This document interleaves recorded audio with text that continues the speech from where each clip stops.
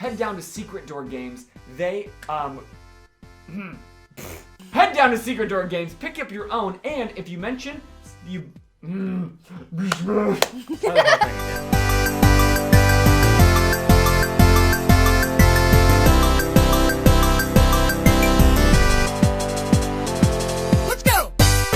Welcome back to 4 Geeks by Geeks. As always, I am Bozer. I'm Moose. And I'm Little Red.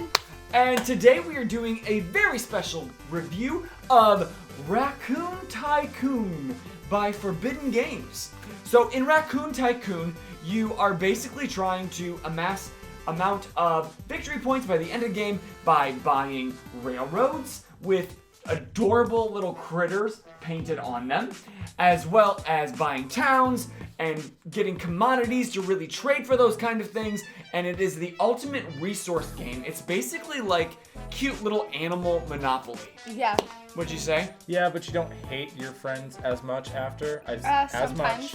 much. I was still able to high-five you both when Moose inevitably dominated both Little Red and I. So, we are doing a review for Secret Door Games, located at 215 Main Street, downtown Elkhart. Check them out to pick up your own copy if you feel like this is the right fit for you. But we're going to break this game down to find out if this is the kind of game that's right for you and your family, or if maybe it's a little more advanced, or maybe even a little too easy for you.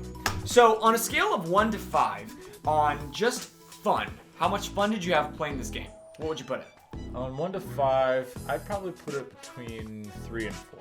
Really? Yeah, because at first it took a little while to get off the ground, but as we started getting into the rhythm of it, it became very, very quick to pick up and get going. I definitely feel like this is a better second playthrough game than the first playthrough.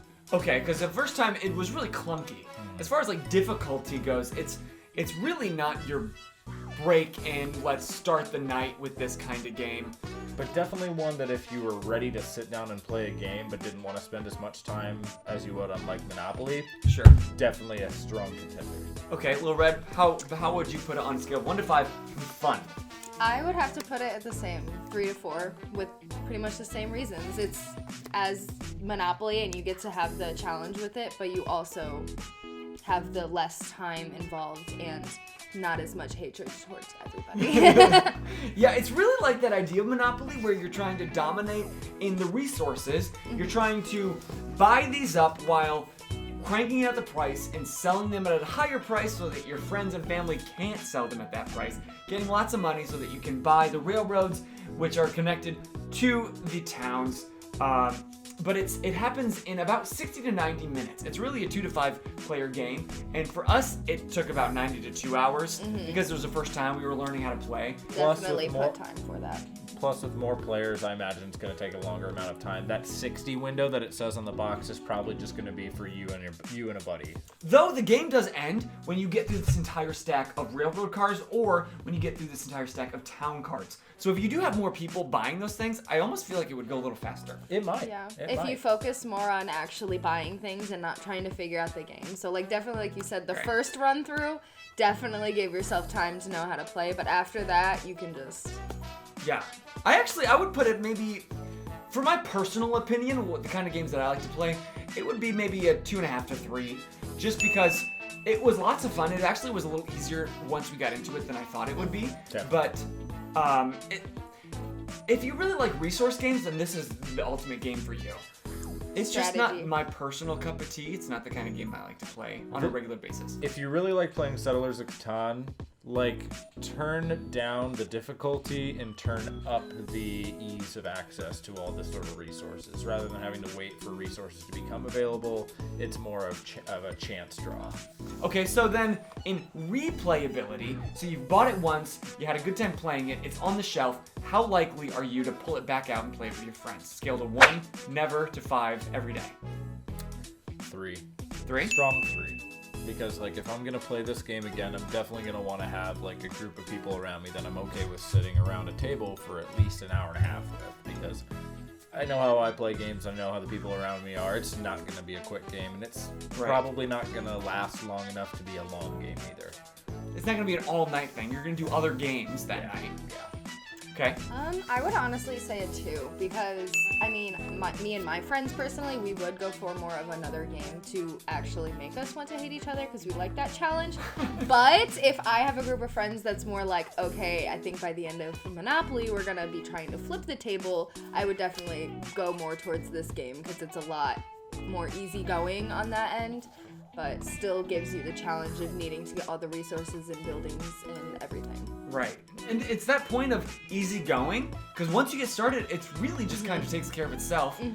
And then it really allowed for a lot of conversation. Like, we didn't really have to focus in, tune out the world, and play this game. We could still carry on conversations. We could talk about our day. I was formatting the camera for the first, 10 minutes of the game. You could do other Having things. fun. You know, Yeah, so it if was a you've good got time. that friend that's always on their phone, this is a great game, because they can be like, what's my turn? Okay, I'm going to do this. Don't be on your And phone, the though. Be skipping part. involved. Of course. What were you going to say? With the whole skipping thing, I really like the idea with the whole start person. The game doesn't have the normal just go around in the circle continuously. Once in a while, it's like, oh crap, I can do this, and it's like, oh wait, no, I can't, because your turn gets skipped, and then all of a sudden somebody else does what you want, and you want to throw things at You them. do all this setup for a move that you're gonna make, and then everybody sees you doing that setup. But then you get the totem that skips your turn, Yep. and then Right. you have to essentially reformat that move to another play advantage. Because this is the starting player token, and so each round it rotates. So if you start with it, it gets around back to you where it would normally be your turn. You actually have to pass off the starting player token, and you have to wait another 3 people or 5 In our people case, yeah. Possibly. Yeah. to get to do what you want. And you can only do one thing a turn, so it really does limit you. You got to plan ahead. But even as much strategy as it does take to win, you won. Yeah, no, I did a good time. Somehow. I had a good time. Yeah, there was literally me and him thought the whole time, this is me and him, he has other stuff going on, and then all of a sudden we were like, okay, you actually are now in the game, and we are nowhere, and you have everything. Now, it is recommended for players 14 and up, so if you've got really young children in the house, maybe this is one that you want to wait to play until after they go to bed, just because it's not that the gameplay is so advanced, it's just the strategy on what to do each turn. You have a lot of options to do, even though you can do 1 action a turn, you have an option of 5 actions to choose from. So that can be a little difficult. It can probably be a little boring for children who need a little fast-paced action. It definitely requires some patience. Yeah. So, in all, I had a good time. I like Raccoon Yeah. Tycoon. No, There's a couple expansions if you get the Kickstarter. But it's got some really great art of animals. It reminds me of a bougie.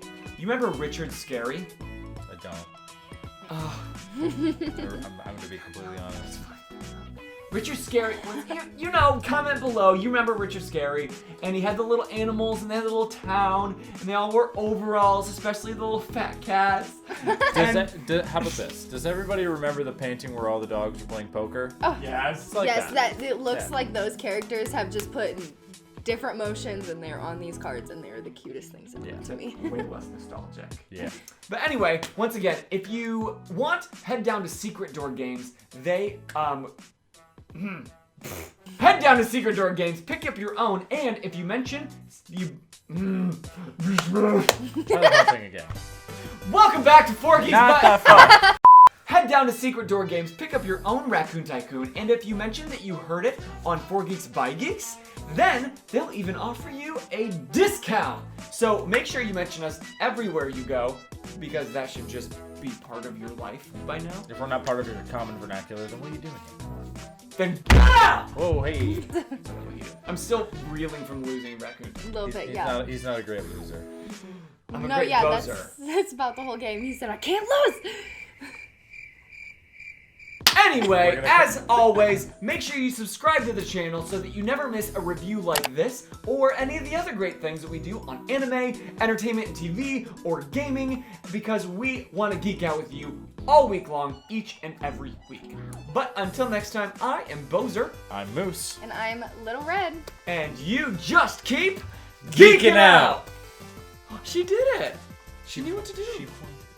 That's good enough. Yeah, that'll work. Nice job. Nice job. Nice. We miss PK. We'll be back soon. Bye.